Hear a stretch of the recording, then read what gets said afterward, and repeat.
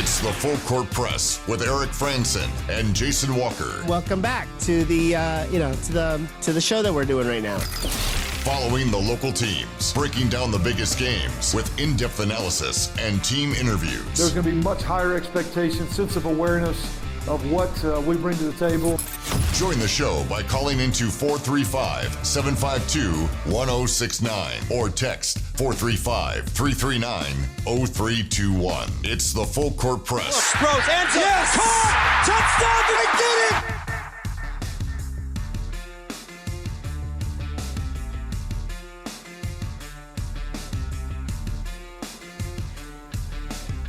Hey, what's going on, everybody? Eric Franson, Jason Walker here on the Full Court Press. Thanks for coming along with us on this ride, which we call the Full Court Press here on the Fan. Today, it's prediction day. Not for the game on Saturday. We'll do those maybe tomorrow or Friday. I don't know. We'll figure something out for our specific game predictions for Utah State and UConn. Jason and I really haven't discussed much of this before just now. But we will do our season predictions for the Utah State Aggies today.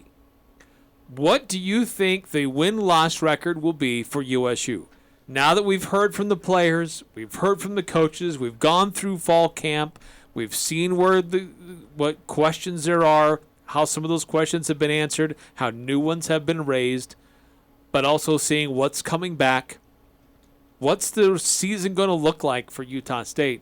We want to get your predictions on that on our Full Court Press text line, 435-339-0321.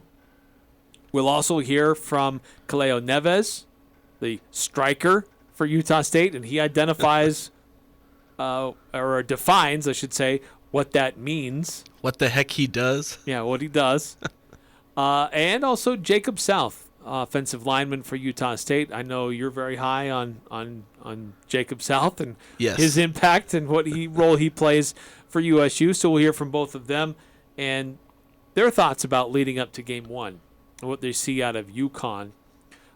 There's some interesting things out there about projecting the season overall for a lot of teams in college football. ESPN has two different lists that are out there. One groups teams in different tiers, and then there's another one called the SP Plus that considers returning talent, transfers, what your win-loss record, your strength of your team is going to look like. So what are they saying about the Utah State Aggies overall?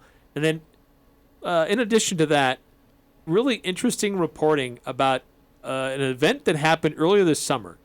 If you'll remember, the betting odds for the season came out, and the Aggies were like 1,000-1 to win the national championship. Yep. And all of a sudden, there was news that somebody put money down on the Aggies. Oh, that's interesting. Then somebody else put money down on the Aggies. And, maybe there's a time traveler in our midst.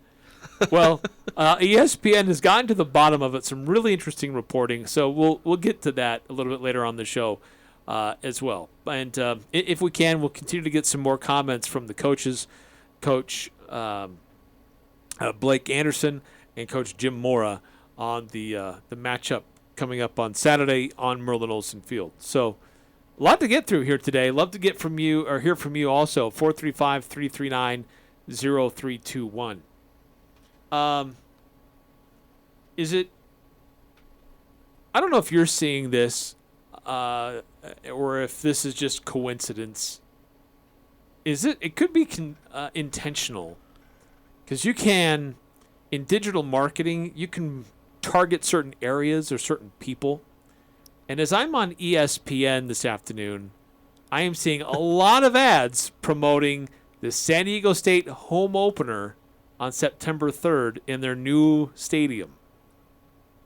Doesn't say, where to watch it or anything else like that. It's a promotional advertisement piece for the University of San Diego or San Diego State University with their football team promoting their new football team and their new football stadium. So they're targeting you? You think they're targeting Logan, Utah? I don't know why. Most of us don't want to go there. Trolling Aggie fans? Saying, hey, look at our new stadium. Maybe I'm the only one who's seeing these ads, but You did go to California find this it summer, interesting. So maybe they're expecting you to take another trip to California. Yeah, I was in Northern California. Well, same thing. It's all California. It's all Los Angeles. My search history, maybe. If I'm searching Mountain West Conference stuff, then they're tagging me onto that. I mean, my browser figured out that I was a Patriots fan, and after one of their Super Bowl wins, I got bombarded with ads for different Super Bowl memorabilia and whatnot. And then it's figured out that I, obviously followed Utah State, so I get tickets and things like that. Same thing with the Jazz and other things, and yeah. Yeah, that's how it goes. That's how it goes. Coming up a little bit later on the show, we're going to give stuff away. A 4-pack of tickets to go see the high school football doubleheader on Merlin Olsen Field tomorrow night. Preston versus South Sevier. That'll be the first game. And then the later game, Logan versus Bonneville of Idaho. Could be an interesting doubleheader. I love that there's local teams, 2 different sets involved here. Great opportunity for a lot of these athletes to play in an FCS, an FBS stadium like this, which, let's be honest, by and large, the vast majority of them will never get that opportunity. So really cool chance for them to do this. And folks to get in for really cheap to see 2 football games. Yeah, you can get it for free. We're going to make it really cheap. Yeah, it's normally it's $5 a ticket, $20, $25 to let the whole family in, depending on the size of your family.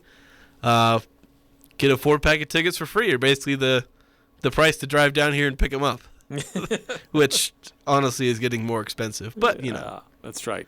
So stay tuned for that. We're actually going to give away 2 4-packs during the course of the show today. We'll give 4 tickets away this hour. We'll give away another 4-pack next hour on the Full Court Press, and we'll throw some trivia at you. We want to make it easy. Yeah, we want to make it as easy as possible for you to get there. Yeah, I struggle with some that was too easy, so I'm balancing between easy to kind of figure it out versus, I don't want you to just walk up and say, yeah, it's this. I want you to at least know a little bit, or have Google.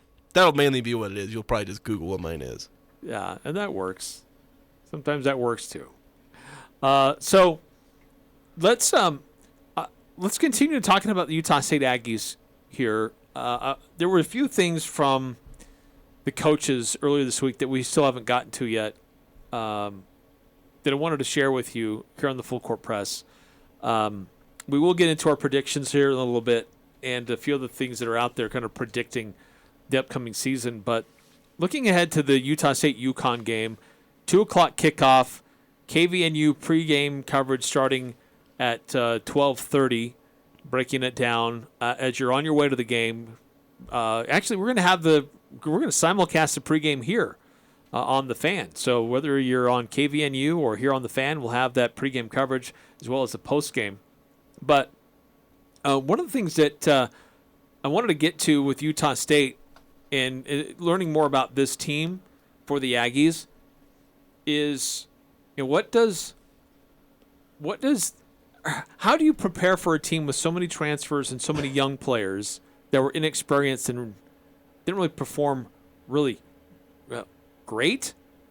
But trying to predict what that is, it's interesting to hear from each coach trying to predict what they think they're going to see this Saturday. So first, the comments from Blake Anderson, followed by what Jim Mora thinks he's going to be seeing out of the Utah State Aggies on a Saturday afternoon in Logan. I think we're kind of expecting a little bit of a pro-style approach offensively, a lot of shifts and motions, a lot of movements, formations, which is a challenge because we really don't show our defense that on a daily basis. We stay spread out and play fast, so that is going to be a complete different dynamic for our defense to deal with it. Which quarterback goes may determine how much quarterback run they do, but basically from what we've seen from the offense coordinator in past seasons and kind of his MO is you're going to have to match up to a lot of different looks. You're going to have to communicate really, really well and get lined down to all the pre-snap motions and bells and whistles. And so we don't want to turn guys loose and keep guys uncovered and end up out-gapped because we don't do a good job of that. Defensively, we've got to be prepared for 3 and 4 down fronts. What little bit we've seen, it's hard to tell because Jim's the players he had in UCLA like to play a lot of man coverage, but it wasn't something they played a whole lot of last year at UConn. So it's probably a little bit more of a guesswork for our offense going against their defense than maybe our defense is dealing with. We really don't have a great clue of what we're going to see. And now with the late defensive coordinator change, if that's what it is, it could throw a wrinkle into that as well. So line down and play sound football and try not to make a lot of mistakes and figure it out as we go. Yeah, it's interesting. I think that kind of the thought here is that this UConn team being described as a West Coast style offense, maybe even a pro style mixed in there as well. Expect a lot of motion, and it's going to be a challenge for that defense, just trying to figure out where things are going and what UConn's trying to accomplish offensively. All that being said, though, I still think Utah State can affect the game with their own defensive pressures and disrupt what UConn is trying to get established. Yeah, see, there is going to be a lot of unknowns, and Coach talked about that a lot. But the key really is, as Blake said, is that they're going to need to play sound football, and then they're going to adjust to what they do. But honestly, if they play the sound football, they should be that much better than UConn that it's not really going to matter. That by the time they need to make those adjustments, maybe they can be up 2 or 3 touchdowns. And at that point, you're already dictating the game, make some adjustments, finish the job. That's how this game should go. Yes, there are tons of unknowns, and you're going to have to adjust. But when you're just that much better than a team, it shouldn't be a huge problem. It's only a problem if you played really bad football, have turnovers, and you end up having to completely rely on those adjustments, which that can go wrong. If you get out-coached and you're playing bad football, then that's how an upset can happen in week 1 like this. Yeah, but let's get to what Jim Mora has to say about USU. And then adjustments is a big key in this one. As we've detailed, there's so many unknowns for USU, not understanding what they're facing really. But another one is, how is UConn going to make adjustments without a defensive coordinator? But first, what Jim Mora says, kind of his view of the Utah State football team, who he will be facing on Saturday. We're excited to go out and face a very, very good Utah State team. One of the top offenses in the country, certainly one of the top teams in the country. They play solid defense. They're very well coached. Offensively, they like to go fast. They go at a high tempo. They spread the field well. With that type of offense, I think there's sometimes a misconception that they're throwing the ball all the time. They're not. They're very, very balanced. They run it well. They throw it well. On defense, they're aggressive. They come after you. They bring pressure. They have a lot of confidence in their ability to play their scheme and adjust, so they'll do some things sometimes that are not necessarily ordinary, and it can force you into some difficult decisions. You'll have some negative plays, but you got to be able to hang in there with them. I think their kicking game is outstanding as well. So, it's kind of typical coach platitudes going into any opponent. But at least he's giving respect to Utah State and their accomplishments from a year ago, where not very many people are. Yeah, well, Coach is going to do this because they never, ever want to give bulletin board material. No. They don't ever want their press conference to make their way into the other locker room. So it's going to happen, and every coach that's trained in coach speak knows how to give the platitudes. I remember it was funny with Craig Smith. I could basically probably repeat the first minute and a half of his press conferences for him, and he'd probably be okay with it because he said the same thing every time, something about how good the coach was, how good the program was, what they've done, and whatnot, and you go on for about a minute and a half, and same thing every time. Yeah, and it's all coach speak. There's a lot of that. But one thing that is unknown just regarding UConn is the defensive coordinator situation. Lou Spanos, he was the interim head coach last year. He was on Jim Mora's staff at UCLA, so as his defensive coordinator. But they go through the season in a couple of weeks into fall camp. He steps away, and it looks like it's pretty much indefinite. He may be done. Jim Mora didn't expressly say it, but by the way he talked about the situation that he's in, they're basically without a defensive coordinator. And right before the start of the season, it's basically by committee. Well, there is no coordinator right now. It's a collaborative effort between myself and Dalton and Siriki and Kenny, and then the analysts that are in the room. It's been an amazing work environment. I have so much faith, so much confidence, so much trust in Siriki and Dalton and Kenny McClendon. They are three outstanding young coaches, and they're young and they have a lot to learn, but they learn fast. They relate so well to the players. But the key word there is a collaborative effort. I can't imagine trying to be on a headset during that game where everybody thinks they have the input, and he's asking for everybody's input on what to do in the next defensive play. Well, they have three different people trying to call a play. It's like, no, do man, no, do press, no, do this. Blitz. No, but this is what I'm seeing. Well, I think I see this. It's probably a little more streamlined than that. It's probably going to be more taking the lead, doing all. He's probably going to be the one calling plays, and he'll reach out and ask for input if he feels like he needs any. Mostly as a, hey, I need to focus on this for a minute. Maybe he has a backup guy like, I need to go talk to this, and head coaching duties. Right. Where maybe he has to go talk with his offensive coordinator and that. But I think it's mostly going to be him being functionally the defensive coordinator with guys trying to help him as much as he can to take some of the load off of his back, some of the small things. And one of the things he did illustrate in the press conference, he said during one of the scrimmages, one of the position coaches, he ran the 2-minute drill on defense, and there was another series that another guy kind of was responsible for. But he made it clear ultimately he's the one that makes the decision. But still, it sounds like chaos. Yeah, it's something that they'll have to get used to. And the fact this was sprung on them fairly last minute makes that a bit trickier for them. But they do have some prep time. If it was sprung on them like the day before the game, it would be a huge deal. Oh, yeah. Now it's still a deal. But it's not like this massive problem they're going to have. It could harm them in terms of adjustments, not having another experienced guy in there who can spend all of his time focusing on the defense. So that could be an advantage for Utah State. But in the end, it'll be hard to know exactly how much this affects the game. Because Utah State may or may not end up hanging 60 on them regardless. Or maybe they won't hang 60. They'll only score like 30, and maybe it'll be a good performance by the defense. Who knows? So anyway, continuing to break things down and preview Utah State against UConn. I'd love to continue to get your thoughts about the matchup. A little bit later on here, we're going to get into our predictions for the upcoming season for Utah State.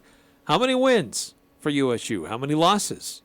We'll give our game predictions later in the week, but if you want to do a score prediction for Saturday, we'll take that as well.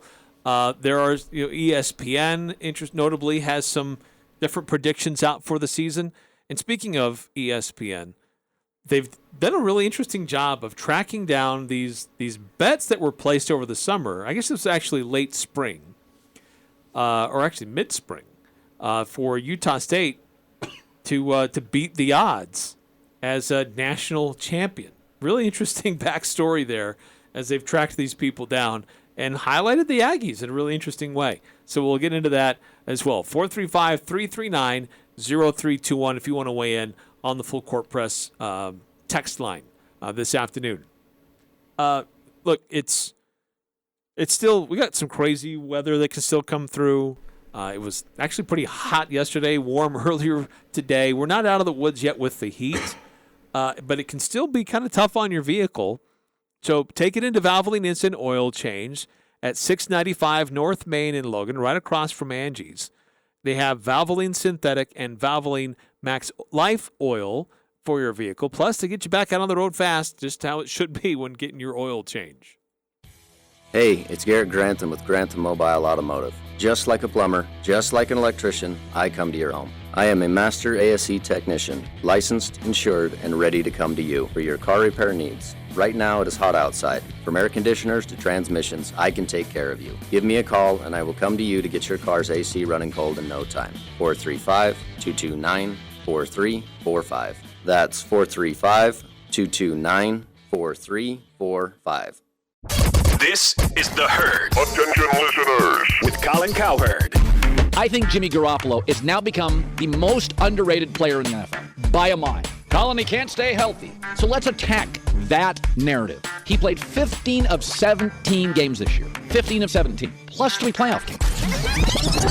This is The Herd with Colin Cowherd. Wow. Weekdays from 10 to 1 on Sports Talk Radio, 106.9 FM, 1390 AM. The Fan. It's the return of the Rocky Mountain Kickoff, a high school football doubleheader played inside the USU football stadium on Thursday, August 25th. In the 6:30 game, the Preston Indians take on the South Sevier Rams. The 8:30 game features the Logan Grizzlies versus Bonneville Bees of Idaho Falls. Tickets are only $5 and available now at the USU ticket office or by calling 1-888-U-STATE-1. Also online at UtahStateAggies.com. The Rocky Mountain Kickoff, Thursday, August 25th.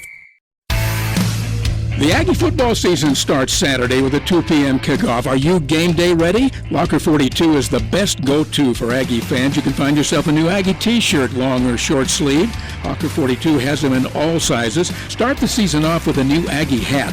Find dozens of designs on Locker 42's wall of hats. Aggie t-shirts and sweatshirts and hoodies and jackets. Always ready for game day. Locker 42, 1430 North Main, next to Little Caesars, and the flagship store downtown at 36 South Main. My name is John Brenchley. Last year, my father, Lynn, passed away. Our family misses him tremendously. From the first phone call we made to White Pine Funeral Services until he was laid to rest, White Pine helped us every step of the way. The staff was there to guide us through the entire process. They were kind, gracious, and their facilities are amazing. White Pine helped to make the difficult situation of losing my dad into a positive experience where we could remember him and celebrate his life. White Pine Funeral Services, here when you need us most. It's the Full Court Press, weekday afternoons from 4 to 6 on Sports Talk Radio, 106.9 FM, 1390 AM. The Fan.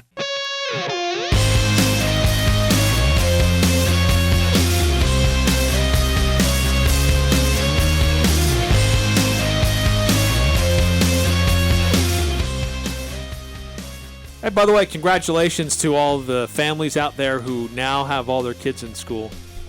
Logan High returned to school, or the Logan School District returned to school today. Cash District was last week. And for those that have college kids, it's next week for Utah State University. So yeah, I'm sure congratulations is exactly the word they were looking for. They have time at home now without, they have at least a break in the middle of the day without kids. It's like, now what do I do? Yeah, now what's going on? 435-339-0321 if you want to chime in on the Full Court Press. 9315, couple texts coming through. If you must know, I see USU football winning 9+ games this year. Optimistic. Very good. Okay. Still waiting for them to name the third person that made a bet. Janitor, call in and confirm the rumors that you are the third $1,000 bet.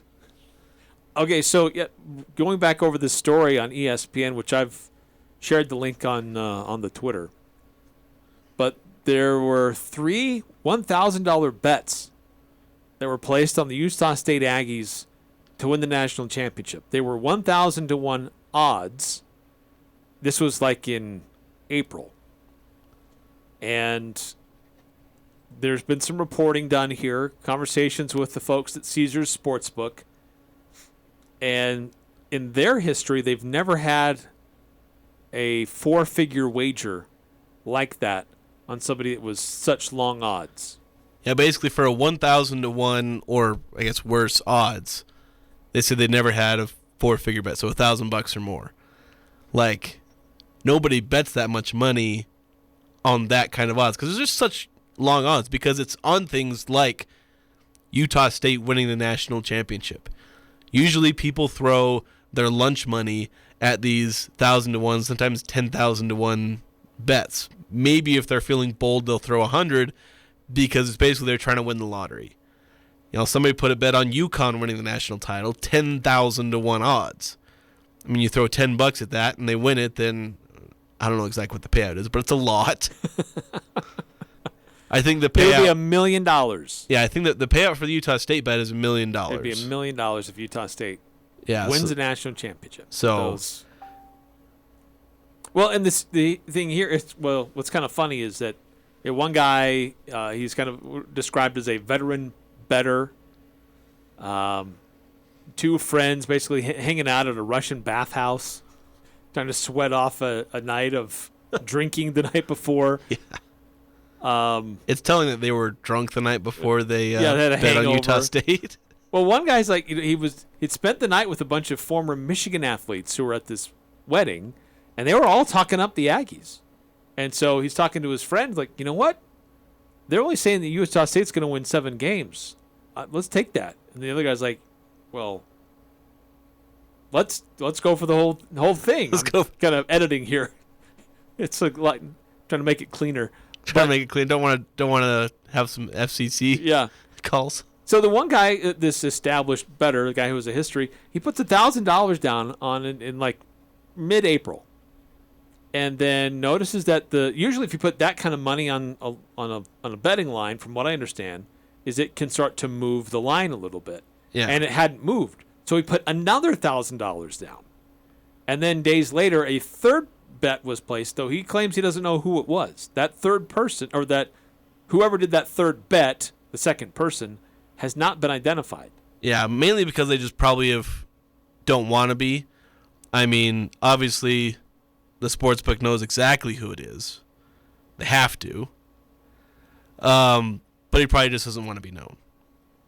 For whatever their reasons are, obviously this guy who placed those 2 bets, he's perfectly okay. I mean, I think he talked to ESPN because he's quoted in the article. Yeah. So he's okay with being known. That's fine. Everyone has their reasons for wanting to be anonymous or whatnot.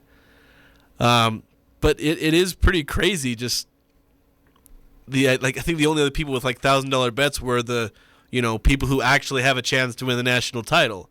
The people whose odds are like 5-1 and 7-1 and things like that, where you put $1,000 on them and you're not getting a ton more back than what you put in. Yeah, according to the ESPN article, as of mid-July, the Aggies had attracted more national championship bets of $1,000 or more at Caesars than any other team except Alabama and Ohio State.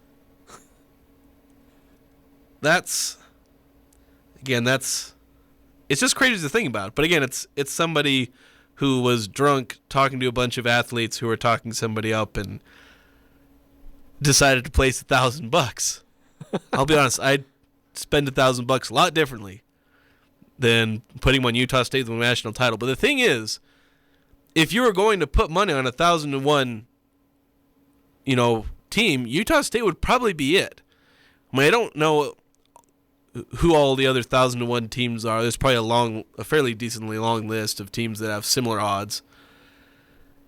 But looking at Utah State, it's kind of like Cincinnati last year, where it's been really hard for G5 teams to get into the playoff because they don't have the schedule. Well, how did Cincinnati get into the playoff last year? They beat Notre Dame. That's the long and short of it. They beat Notre Dame. If they didn't have that game on their schedule, they never would have made it. Period. Well, and they had an incredible year the year previous. Yeah. Which gave them a head start on being ranked higher for the following year. Yeah. So all that helped. Utah State obviously doesn't have the same maybe head start that Cincinnati did as far as being highly ranked. Utah State finished last year at 25. They're out of the AP poll right now. They're received votes. But Utah State, if they beat Alabama, and they also have BYU on the schedule, maybe Boise State gets ranked, they have an enormous potential marquee win, 2 other potential ranked games. You'd then have Mountain West Championship game, potentially against a ranked, probably Fresno State. That's a resume that could get them into the playoff.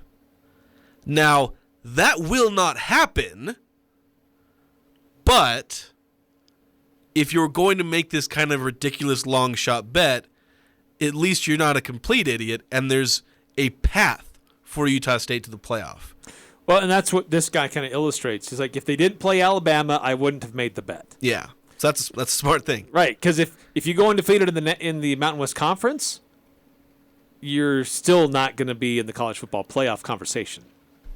But you go on the road and beat Alabama, it starts to create a different set of rules. Yeah, it gives you that win. It lets you latch on and say, all right, I beat the best. But, again, it's not going to happen. And yes, 9315, I will say never. Utah State will not be in the college football playoff this year. This is one of the great lines from Kazenko. He says, I told my friend that 1,000-1 is the biggest mispricing of a team since the Wolverines against the Soviet Army in Red Dawn. Of course, he's laughing as he says it. Yeah. But the point is that there are people out there who are giving Utah State more credit than others. Unfortunately, there's some pretty notable organizations out there that are overlooking Utah State who believe that last year was a fluke, that it can't be replicated, that they're not good enough to do what they did a year ago. And so that's the question for us as we try to project for this upcoming season what we think this team can do. Was last year just a happy happenstance of a lot of great things coming together at once? Or is there something special going on here, and there could be not only replication, but just some even growth from what happened a year ago? 435-339-0321. Love to get your thoughts on projecting the win-loss total for Utah State for this upcoming season. By the way, 9315, earlier text. What do they mean when they say pro offense? Is that what YBU used when Ty Detmer was a coach there? And can it be completed for some college players? I'm not familiar. I used to think I know what a pro offense was, and then I'm pretty sure I've forgotten it, so I wish I could tell you. I'm not qualified to answer that question. But I believe Lavelle Edwards, well, no, I don't think Lavelle Edwards ran a pro-style offense. I could be wrong, but I think it was just a heavy passing offense, which was innovative for its time. Right. But not pro-style. Probably closer to West He was passing Coast. more than the pros. Yeah. So it was a little different. 9938. An example from a bet last year. A friend told me the line for USU to win the Mountain West Conference. I told them you might as well place a bet. If you lose, you're out a few bucks. If you win big. She bet 2 and won over 200. Yeah, that's not bad. You can, like I said, you throw your lunch money at some of these futures, which people do that all the time. Maybe they'll sink $50 into a handful of different futures bets, and at worst you've lost $50. At best you've won yourself maybe $200. Right. Nope. Only if you can afford to do it. Yeah. I have my own thoughts on gambling, especially sports gambling and sports betting lines. I don't know why people do it, but yeah, the lines are set to encourage you to spend money. Yeah. Not because that's what they really think the outcome might be, but they're trying to entice you to spend money. See, to me, the thing is, it's not fun for me to lose money, which is what gambling is. So when you're betting on sports, you're generally just losing money. There's no game to it. Maybe there's a little bit with figuring things out. But in other gambling games, like the blackjacks and pokers of the world, okay, you're playing a game. But sports betting, it's like, where's the game? And I get there kind of is one, like I said, playing the odds and the lines, and I can understand that, but to me it's just not fun. Because then I'm watching a game hoping that, a team wins by this specific amount. Rather than just enjoying the game as it plays. Like fantasy football does that to me, where I'm watching the game for reasons other than having fun watching the game. I can't imagine having that, but also the consequence of losing money if I was wrong. 5452. Jason seems like a real Debbie Downer when it comes to the Aggies. Maybe Alabama is not a realistic game to win, but with the Aggies given a chance against other big teams like Auburn, who they should have beaten, that game still haunts me. Yeah, well, there's there's plenty of proof that Utah State can hang with some good Power 5 teams. There's evidence of it over the last 10 years, plenty of it. But none of them were Alabama. The one time they played someone that's in the ballpark of Alabama, well, that was LSU. And they got worked. Absolutely worked in that game. Yeah, the Auburn example is a fairly decent one. That's a team that was coming off a national championship. They lost a lot from that national championship, including there the were quarterback. a lot of key players who were gone from that program. Aggies looked great, and then the last 2.5 minutes of the game just crapped the bed. Yeah. I mean, they just fell apart. But that was an Auburn team that Auburn's not known to reload nearly as well as Alabama. True. So Auburn has, kind of like Utah State, in which they have their top shelf years every few years. Granted, they have a bit higher floor, being a good SEC team. So they aren't as good as reloading and being super good. So like when they had that year where they came off the national title, it's like they weren't going to be nearly as good as they were with Cam Newton. So like, Utah State competed with them, but again, it's not the same as beating Alabama this year. It's just a whole different animal. What are your predictions for the season? We'll get into that here coming up next on the Full Court Press. How many wins? How many losses for USU? And continue to get some more thoughts from the coaches on the matchup coming up. We'll hear from Kaleo Neves, Utah State striker. We'll hear from Jacob South, offensive lineman. And we're going to give away some tickets to go see a football doubleheader on Merlin Olsen Field. Whee! To go see, Preston and South Sevier at 6:30. Logan versus Bonneville of Idaho at 8:30. We'll give you some free tickets to go take some friends, take some family members to go in and watch the game for free, or watch the 2 games for free. Details on how we're giving that away coming up in about 3.5 minutes from now. Since 1926, our family has been proud to serve the people of Utah. This month at Murdoch Hyundai, come celebrate our 96th anniversary. Lock in 2.99% for 4 years on Hyundai's award-winning lineup: Elantra, Sonata, Kona, and Santa Fe. And every new Hyundai comes with America's best warranty, a 10-year, 100,000-mile powertrain limited warranty, and owner's assurance. When you walk through our doors, you feel like family. At Murdoch Hyundai in Logan, Linden, and Murray, or online at murdochhyundai.com. Call 866-628-3065 or see dealer for complete details. Offer expires 8/31/22. You want to feel important. You want to be a part of something bigger, something that matters and can help change things. You want to feel like you belong. We know. We felt that way too. And that's why we did something about it. We aren't just Army National Guard soldiers. We are normal people just like you. And together, we can make a difference. Take on your legacy. Visit NationalGuard.com to find out more.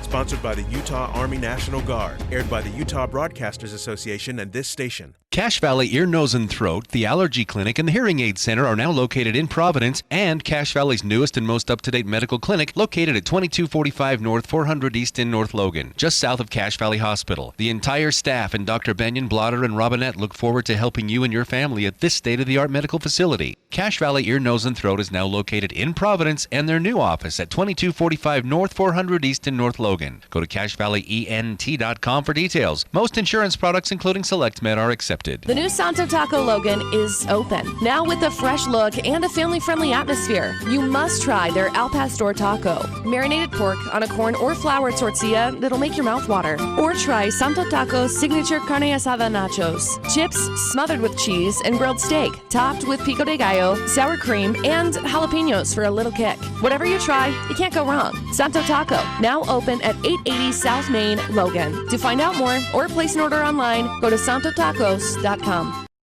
This is Nate Lamson with Valley Office Systems, your home team when local matters. Valley Office Systems is your local provider for all things office, copiers, printers, furniture, and document management. Proudly serving Cache Valley since 2007. Visit valleyofficesystems.com. On the battlefield, there's a saying America's military men and women live by. Never leave a fallen warrior behind, ever. Off the battlefield, Wounded Warrior Project operates with the same goal. Wounded Warrior Project was created to help our men and women returning home with the scars of war, whether those scars are physical or mental. Wounded Warrior Project. We never leave a fallen warrior behind, ever. Learn more about what we do at woundedwarriorproject.org. breaking down the biggest games with in-depth analysis and team interviews. It's the Full Court Press with Eric Franson and Jason Walker.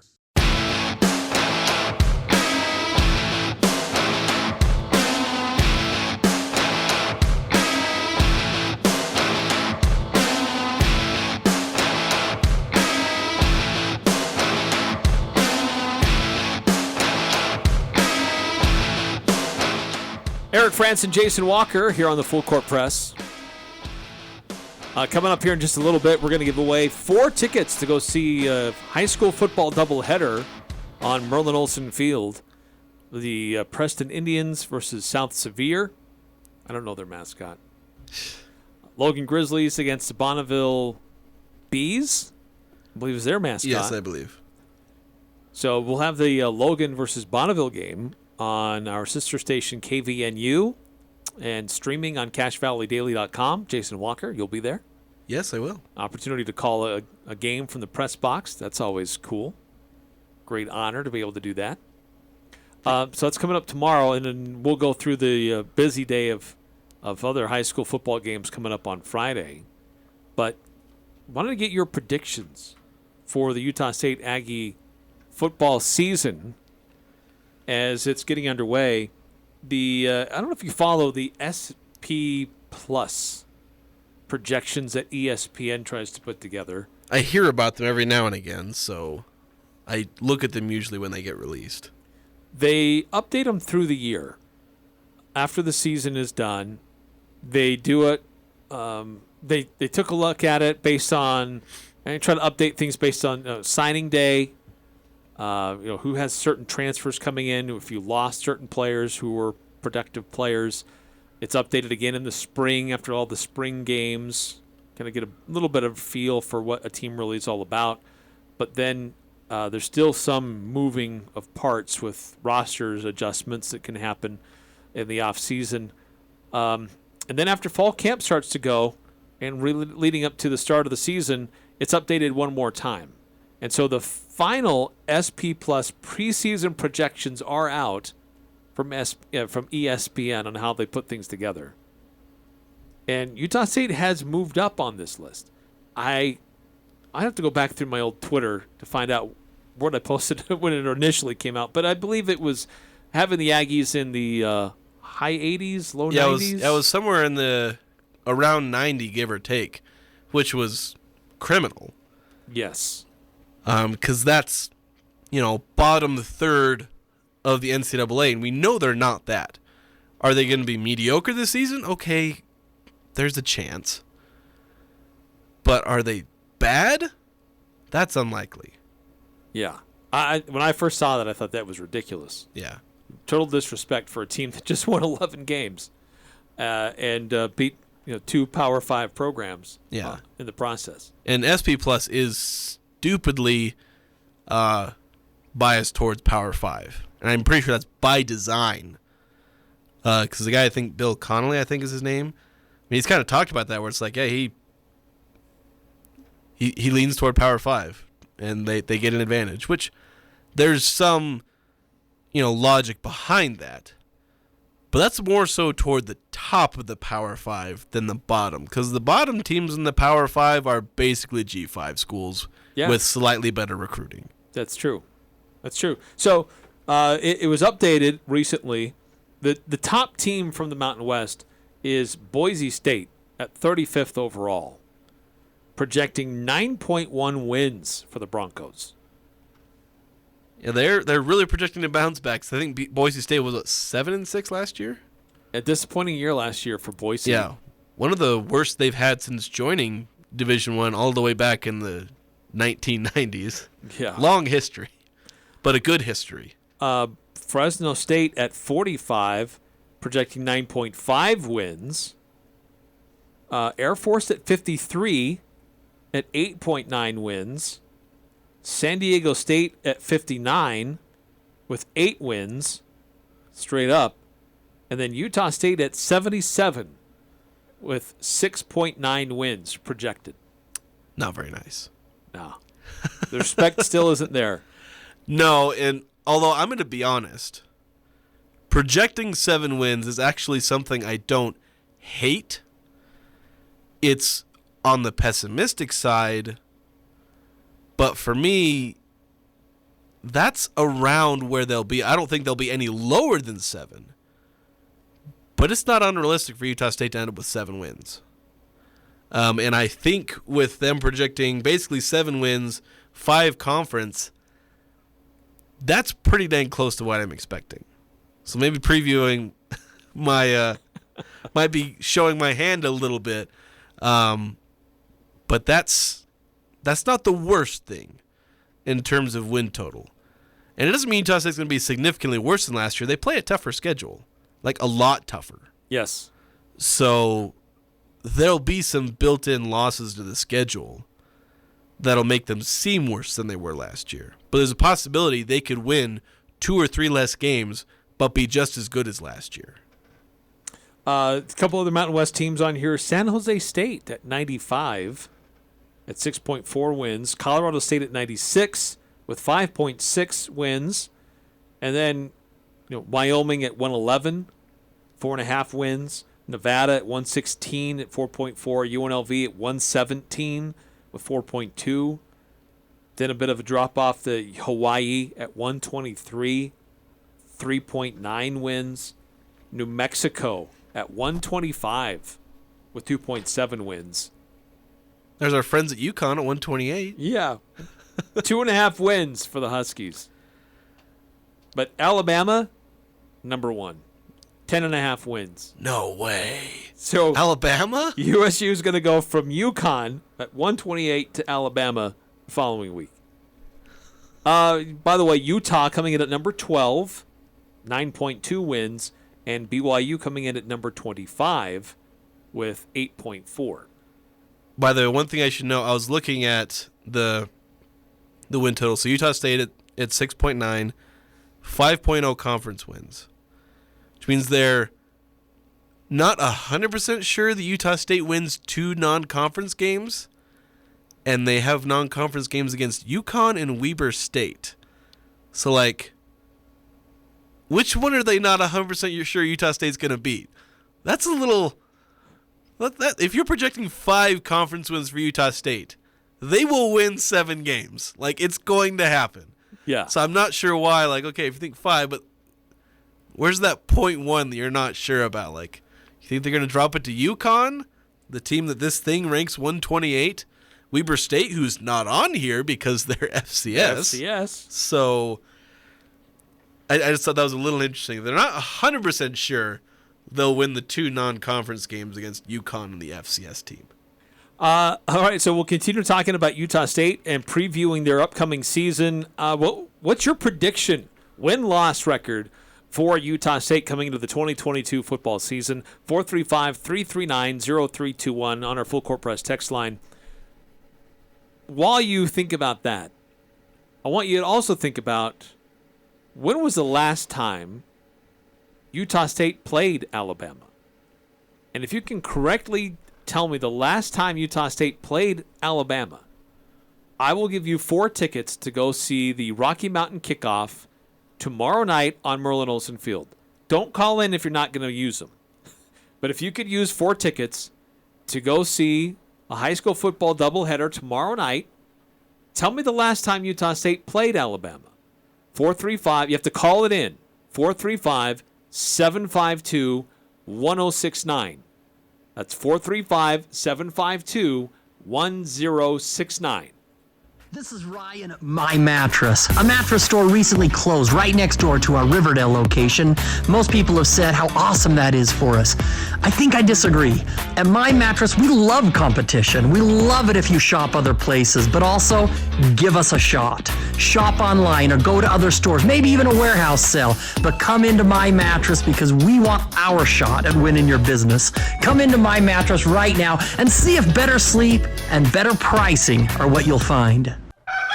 Back to school means back to massive laundry piles. Get a washer that can handle your busy laundry schedule. Head to Daryl's today for a great deal worth your time. This is Jay from Daryl's Appliance. We have a GE top-load laundry pair with a 4.2 cubic foot capacity tub and a 7.2 cubic foot dryer for only $11.07 for the pair. Hurry, stock is limited. See store for details. Daryl's Appliance Service and Sales West on Airport Road, open until 6 p.m. on weekdays, 5 on Saturday. Jenny and I don't often get a chance to just sit and talk. She's so busy. That's what I get for having such a bright and talented daughter. But last Tuesday, she invited me out for a bite to eat at Barrel and Stave, and we talked about old times. It was great. Oh, and the handcrafted cocktails and wine were great too. Barrel and Stave, a relaxed, comfortable atmosphere makes for the perfect place to wind down after a long day at work or connect on a nice night out. Barrel and Stave, good feelings, great food, exceptional experience. Located at 33 Federal Avenue, open Tuesday through Saturday at 4 p.m. Don't get caught without power after a windstorm or a major winter freeze. Golden Spike Electric offers Generac backup generators so you can be prepared and keep your home warm while avoiding frozen pipes. Golden Spike Electric is one of the largest Generac dealers around, so you know it'll be installed right. Whether you're a homeowner or an electrician, contact Golden Spike Electric to rest easy the next time the power goes out. Online at gsegenerators.com or call 435-257-3016. They also service other models. Northern Utah and Southern Idaho's home for sports. It's the Full Court Press on Sports Talk Radio, 106.9 FM, 1390 AM. The Fan.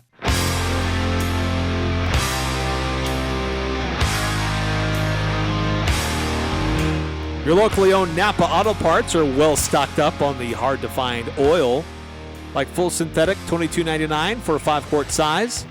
Heavy-duty 15W30 for $18.99, 10W30 for $19.99, and 5W40, $26.99 a gallon. Go check it out at Napa Auto Parts. So, still looking for a winner, looking for somebody who can correctly identify the last time Utah State played Alabama. That's probably the year. Tell us the year. They've played Alabama twice in the last 20 years. When was the last time that they played them? 435-752-1069. That's simple. And if you get it right, I'm going to give you 4 tickets to go see a high school football doubleheader tomorrow night. Except I didn't get it right when I guessed. I was off by 2 seasons.